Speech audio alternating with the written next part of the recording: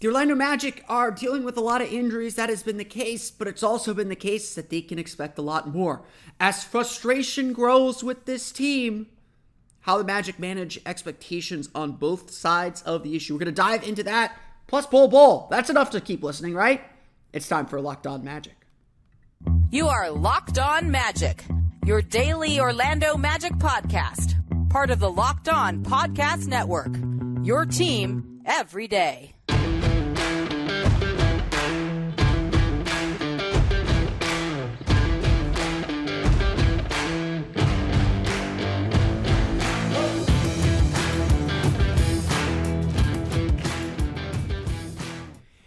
And you are indeed Locked On Magic. Today is November 21st, 2022. My name is Philip Rossman-Reich. I'm the expert and site editor over at OrlandoMagicDaily.com. Of course, follow me on Twitter at PhilipRR_OMD. On today's episode of Locked On Magic, we're going to touch on something I talked a little bit about on the weekend episode of Locked On Magic. Talk a little bit about kind of the balance and the tricky balance the Magic are having to play here. You know, they're both trying to expect to win, but also understanding that there is a lot more they have left in them and a lot more waiting in reserve. We will get into some Instagram posts that happened as well. Plus, Bol Bol, his emergence, and why it's been so important to the Orlando Magic. We'll get to that coming up here in just a moment. But first, we want to thank you again for making Locked On Magic part of your day every day, no matter when you listen to us, whether it's first thing in the morning, whether it's right when we upload. We truly appreciate you making Locked On Magic part of your day every day. Remember, there's a great Locked On podcast covering every single team in the NBA.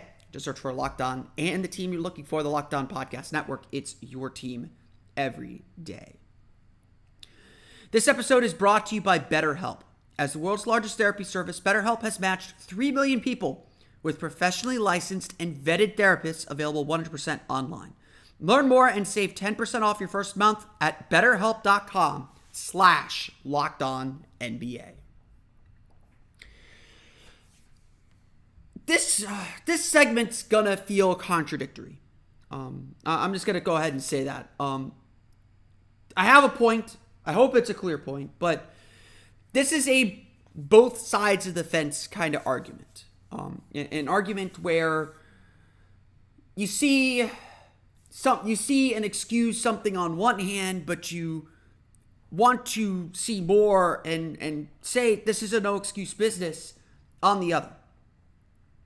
The Orlando Magic are dealing with an insane number of injuries. They once again lead the league in games lost to injury as they wait out several injuries from the start of the season. Obviously, Gary Harris now back, no longer on the injury report, so he will be available Monday night, and looks to be clear of any and all any further restrictions for the moment. Injuries, though, are just ingrained in everything the team is doing. Why are the Magic 3-9 in late games? Well, Jalen Suggs isn't really a point guard. Franz Wagner isn't really a point guard. They need a guy like Markelle Fultz, even a guy like Cole Anthony to kind of get the engine moving. Why are the Magic's third quarters and their bench lineups so bizarre? Well, it's because they're missing a whole rotation's worth of rotation level players. And, again, no offense to Admiral Schofield and no offense to Kevon Harris or even RJ Hampton. No NBA team, no matter how good or talented they might be, is likely surviving very long without 7 players who are expected to be in the rotation. The Magic have done that for a month now. And so maybe 4-11 or 4-12 or 5-12 or whatever. I'm blanking on what the Magic's record is because it's not important. But so maybe 5-12 isn't that disappointing at this point or that surprising. By the way, Magic still just 3 games out of the final play-in spot, so don't give up quite yet. Don't be done yet. Injuries are the story, and obviously they continue to be a story as and a major source of frustration, not only for fans who I hear that frustration from over and over and over and over and over again. Anytime you mention anything having to do with the Magic's injured players, whether it's Jonathan Isaac, whether it's Markelle Fultz, whether it's Wendell Carter dealing with a plantar fascia strain, the frustration you hear from fans about it is very, very real. And some of it is become joking about how long the Magic wait to bring players back. But obviously they do come back eventually. And I will say this, guys. The hope is, and my belief is, we're going to look back at these days in November. When we're in March, we're going to look back at these days in November and laugh because the players will be healthy. They will be playing. We will have a good sense of this team. And while it may not be enough now to get the team into the play-in tournament, so maybe these games we won't laugh so much at and say like, well, why didn't we play these guys sooner? That's not what this is about. This season was always about the growth and development of the group together. And it can't do that if they're not healthy, if they're not able to stay on the floor, if they're not able to be on the floor together. But that frustration that fans are feeling is also clearly on the face of players too.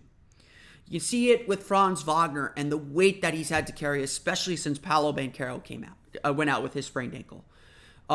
Franz has had an incredible season, to be perfectly honest. I am amazed every day in every game with the things that Franz Wagner is doing. But he is being asked to do a lot. A whole lot. Like an unrealistic amount of a lot. And his struggles are that he is such a competitor that he wants to do more. And sometimes he does some things that are a little characteristic to try and do more. You can see it, and hear it in how Jamal Mosley's talked about this team. After Wednesday's game against the Minnesota Timberwolves, he was asked about having to play with so many guys absent, and he said just flat out, and this is almost a direct quote, "I'm not going to lie to you, it's frustrating." Now that goes back to the generic coach speak of, well, not something we can control, next man up, yada, yada, yada, yada, yada. And yeah, the Magic have needed that next man up mentality. They've had to try and do things.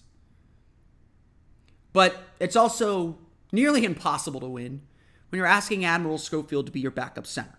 Again, no offense to Admiral Schofield. I don't think he's been as bad as fans. He's become the scapegoat for fans, but they don't have options. So in this sense, yes, the Magic are just so short-handed that it's tough for them to do anything. It's tough to expect anything out of them. The Magic exited Saturday's game against the Indiana Pacers with Mosley saying directly, "I'm really proud of the way these guys fought." And guess what? He's right. They should be proud of the way that they fought. They played an extremely hard game, an extremely tough game on a back-to-back with all the injuries they're facing. They put in a winning effort and came up just one play short, as we noted in our last episode. But guess what? This team is still capable of more.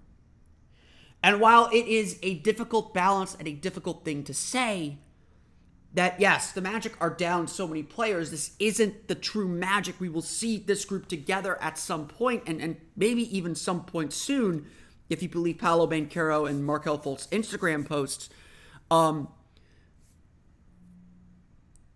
This team still has more. And if we're going to play this level up game, if we're going to play this game where this team should be doing more, then we have to expect more from them, even in this depleted state. Because guess what? It is worth noting that the Orlando Magic have played, now the second most because Dallas hit their 13th, but they have played as many close games as almost anyone else in the league this year.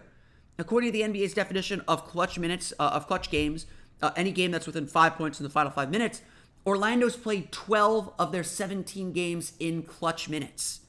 They've had a chance, or they've been tight in the final minutes of almost every single game they've played.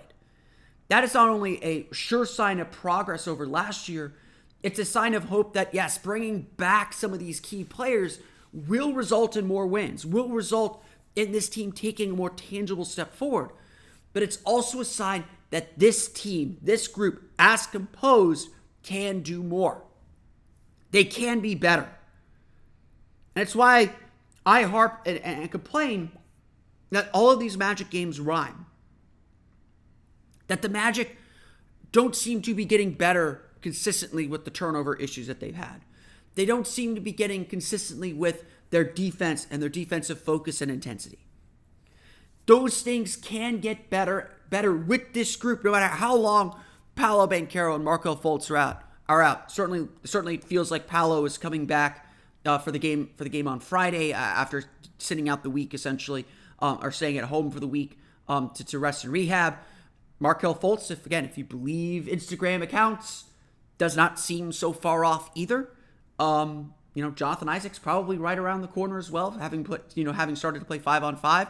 We're getting into the window that Cole Anthony set for himself here coming up on Thursday. Guys are going to come back, and they're going to come back in fairly quick order. We're going to see a fully operational battle station here fairly soon. Probably within the next month, I would say. I will remain to stretch out those timelines a little bit if the players in the Magic will not.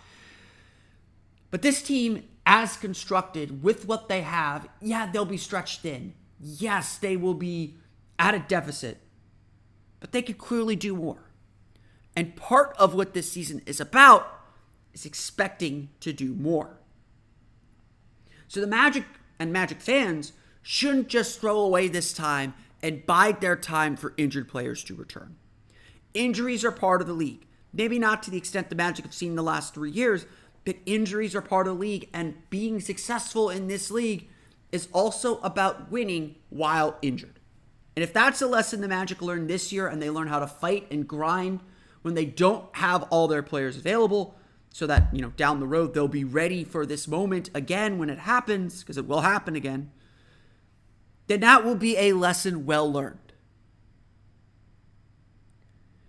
But this Magic team, while understanding of the growth that has to happen and understanding of where they are on their development curve, this team should not get a full pass for not piling up wins, because they are good enough to win. And we shouldn't forget that. We're going to talk a little bit about a guy who has been key to the Magic, having some surprising moments. We'll talk about everyone's favorite dude, Bol Bol. We'll get to him coming up here in just a moment. But first, Turo is the world's largest car-sharing marketplace. With Turo, you can book any car you want, wherever you want it, from a community of local hosts. Browse a huge selection of vehicles for just about any occasion or budget across the US, UK, Canada, and coming soon to Australia. Book a spacious SUV or minivan for a family road trip. Get a classic or luxury car for a special event, birthday, or holiday. Find affordable economy cars if you're on a budget and just need to get from A to B. Test drive that new electric vehicle you've had your eye on to see how it fits in your everyday life. Many Turo hosts can even deliver the car right to you. Every trip is backed by liability insurance, so terms and conditions and exclusions apply. Forget boring rental cars and find your drive at Turo.com. We want to thank you again for making Locked On Magic your first listen today. For your second listen, go check out the Locked On Sports Today podcast. From the games that matter the most to the biggest stories in sports. Go beyond the scoreboard, behind the scenes, with local experts and insights only Locked On can provide. Locked On Sports Today, available on this app, YouTube, and wherever you get your podcasts. Obviously, it feels in one sense that the season is disappointing. I would still say, and again, I would still say this, there is far more good than bad this season. The bad, though, is the thing that's keeping the team from winning, is keeping the results from happening, and that's the part that this team really has to work on. But I think that even through all the injuries, even through all the difficulties that this team has had, they have done some really good things. And I think there is lots of reason for excitement and for optimism about this team's future. There is a lot working for this team. And so, I get it.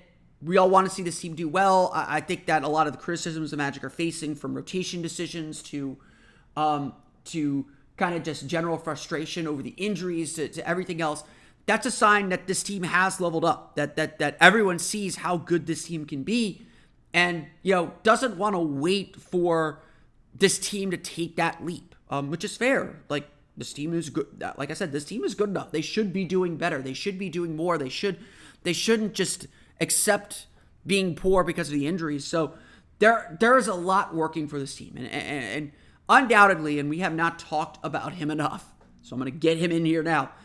Undoubtedly, one of the brightest spots that this team has had this season is the emergence of Bol Bol. Bol Bol has always been a fan favorite. His skill set at 7'3" is just tantalizing, and watching him just makes you laugh. Literally, Jeff Turner laughs on the Magic broadcast at some of the things Bol Bol does, because it just defies all preconceived notions of what basketball is. It just defies I joke that the physics of him don't make sense. It's just incredible to see him figure out defenses and find ways to score, and offenses just don't really know what to do with him. All of his numbers are just through the roof. And again, it's obvious, he hasn't played a ton in the NBA. He dealt with injuries through his early part of his career with the Nuggets. Actually had a trade rescinded last year because he wasn't healthy. It's been a wild ride. Bol Bol's averaging 13.3 points per game. He's shooting 14 of 32 from deep and just making every shot, it seems, in the paint. Now, Bol Bol is certainly looking to shoot. That is his main skill. He's not a great passer. Turnovers have been an issue with him. Even dealing a little bit with traffic. But you put him one-on-one on anyone, and he finds a way to get to the basket and get into a shot.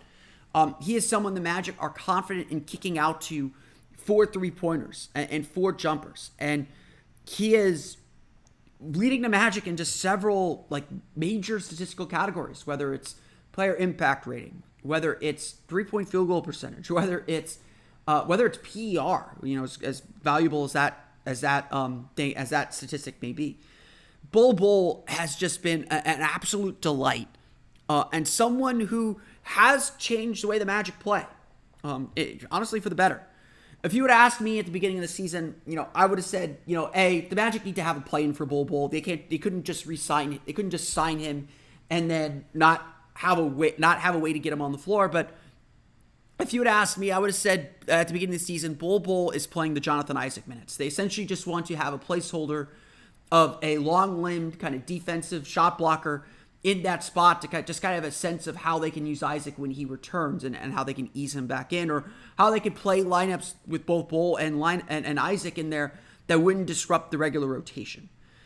Bol Bol has played well beyond that at this point.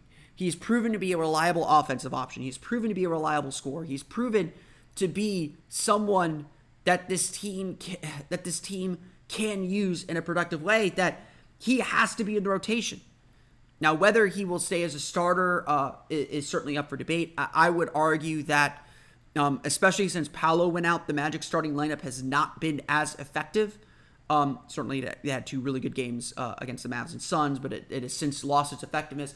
And I would generally say that there's an initial shock to playing against Bol Bol that wears off by the second half. That teams do figure him out and figure out how they need to play him and how they need to attack him by the second half. That's just my observation. I don't really have numbers to back that up at the moment. But overall, this is a dream. This is more than anyone could have expected from a player like Bol Bol. He is a fan favorite. I've been to the Amway Center, and people just cheer every time he does something. He does literally bring a lift of energy to this team, and it's absolutely necessary for this team's success. The big lineup that Jamal Mosley has tried these last 3 weeks, it's all because Bol Bol makes it work. It's all because Bol Bol's versatility, his ability to spread the floor, his ability to shoot, his ability to block shots, not shot blocks, his ability to block shots, just makes everything work. Not to mention his ability to handle the ball, his ability to bring the ball up the floor and be that versatile weapon that can initiate an offense as much as he can attack off of it. That makes him just a unique player, and unique players are what helps you win in this league at the end of the day. That just makes him really, really special. So, Bol has exceeded all expectations, to say the least. He has found a place and really locked in a place with this team. And figuring out how to use him best is part of the goal for the rest of the season. The Magic have found a lot in him, and they expect him to be a scorer and expect him to be a main contributor on this team. The Magic are working around that. The Magic are not where they are today without Bol Bol, not with the bright future that they seem to have, and certainly not with 5 wins without Bol Bol's emergence through all these injuries. He has found his place with this team. We're going to talk a little bit about tonight's game against the Indiana Pacers, preview what the Magic have to do to get that next win.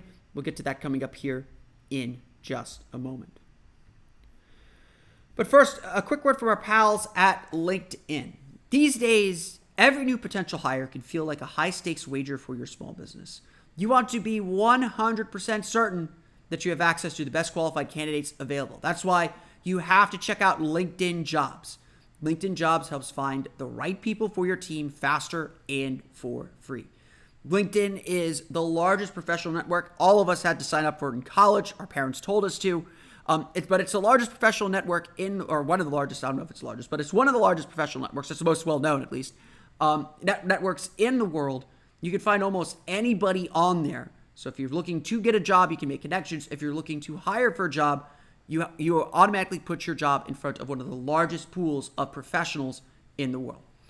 All you have to do is add your job and the purple hiring frame to your LinkedIn profile to spread the word that you're hiring. Simple tools like screening questions make it easy to focus on candidates with just the right skills and experience so you can quickly prioritize who you'd like to interview and hire. Finish the year strong. Find the right team member to help you do that and get 2023 off right.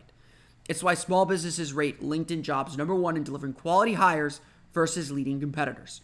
LinkedIn Jobs helps you find the qualified candidates you want to talk to faster. Post your job for free at linkedin.com/LockedOnNBA. That's linkedin.com/LockedOnNBA to post your job for free. Terms and conditions apply.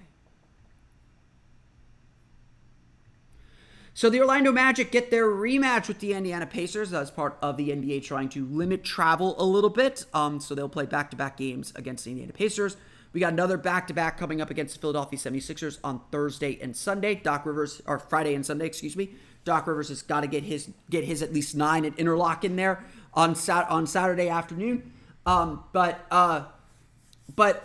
this, honestly, I love these. I don't think that they're bad. I like that the NBA is doing this. I don't want this for every single road trip, but I do like that the NBA is reducing travel and kind of giving us these kind of mini playoff series. I think especially for a young team, it's really great to kind of understand and see in real time the adjustments that are being made and a little bit of the chess match that's being done over the course of a season. To see 2 opponents back to back, that to me is clear playoff prep. And again, they won't be played at playoff intensity probably, but it's clear understanding, okay, this last game, this is literally what just happened. This is what we have to do. This is what they're going to do to counter us and to put that into play. If you listen to this podcast long enough, you'll hear me say over and over again, the regular season is about what you can do every single night consistently. It's about what you can do on your worst nights. The NBA regular season is a marathon because it's just about kind of keeping a rhythm and keeping the wheel turning. The playoffs are completely different. The playoffs are all about matchups, about exploiting matchups, about probing weaknesses. It's about that specific matchup and nothing else. That's why upsets happen, because there's just bad matchups sometimes, or there's something that happens, or honestly, games turn on Franz Wagner missing a layup, or series turn on making or missing a layup late in the game. This being the first time the Magic are playing one of these back-to-backs, I am very interested to see how they respond to it. I'm personally very interested because both Indiana and Orlando were coming off back-to-backs on Saturday night. Both traveled into Indianapolis. Indiana from Houston, Orlando from Chicago, and frankly, it showed throughout the third quarter. It showed throughout the game how tired the teams were. There was a lot of sloppy turnovers. There was a lot of shots that were missed that I think both teams would normally make. And so I just feel like, we didn't see the best of Indiana on Saturday. So that, honestly, that was a missed opportunity. I think I would venture to guess most of these double series that are happening, most of them are splits because these are NBA teams. It's hard to beat NBA teams twice in a row like this. But It does feel like Orlando let one slip through their grasp on Saturday, and I am just a touch worried about it. However, Orlando will get reinforcements. Gary Harris is not listed on the Magic's injury report. He should be available for Monday's game. Plus, Wendell Carter, who is still listed as questionable with the plantar fascia strain, probably going to give it a go. I think the Magic doing some injury management, trying not to overwork or overload Wendell Carter. Wouldn't completely surprise me if they sit him tonight and say, hey, we got 3 days off. We got Tuesday, Wednesday, Thursday off before our next game. Let's buy an extra day of rest. Let's get him off his feet. Kind of let him recover a little bit at home, and he'll be ready to go Friday to go up against Joel Embiid and the Philadelphia 76ers. That would be my guess, but that's just a guess on my part. So we'll obviously know Wendell Carter's status closer to tip-off, but his presence would change this team completely. Putting Mo Bamba back on the bench, I think, would be a little bit better for him, although Mo had a great game. Wendell is a much better rebounder, I think a much more focused and versatile defender at this point. And so I think that would help change the game. However, playing Indiana a second time, their three-point shooting was the big difference in the game. They didn't make a ton more threes than Orlando, but the threes they made came at big moments, and Orlando, struggled toward the end to corral their three-point shooters and to get their three-point shooting in check. And that's just the key to playing Indiana. Indiana is such a three-point heavy team. You've got to limit their attempts. You've got to limit their shots, and then you got to rebound. And honestly, I think the Magic did a good job limiting attempts. They did a decent job defending three-point line, but at the end of the day, rebounding was the issue that cost this team the game. So Wendell Carter's going to help a little bit with that. Orlando, I think, should shoot a little bit better overall as a team, but they had a lot of gargantuan effort. So it's going to be a really interesting game to see, A, what the Magic can repeat from Saturday night, and B, what adjustments both teams make to try and get this win. Like I said, I do think Orlando probably let one slip that they needed to get on Saturday. That felt like the winnable game of the two right now. I think Indiana's very, very good, guys. We saw that a little bit on Saturday. They're very good. Tyrese Halliburton is very, very good. I think having Gary Harris will help a little bit, but we saw what DeMar DeRozan was able to do even against Orlando.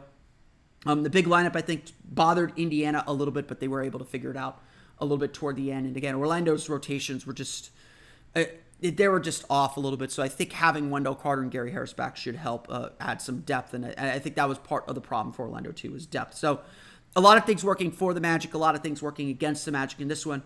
I'll be just as interested as you to see what happens. And we're going to cover that all on our next episode of Locked On Magic. But that's going to do it for me today. I want to thank you all again for listening to today's episode of Locked On Magic.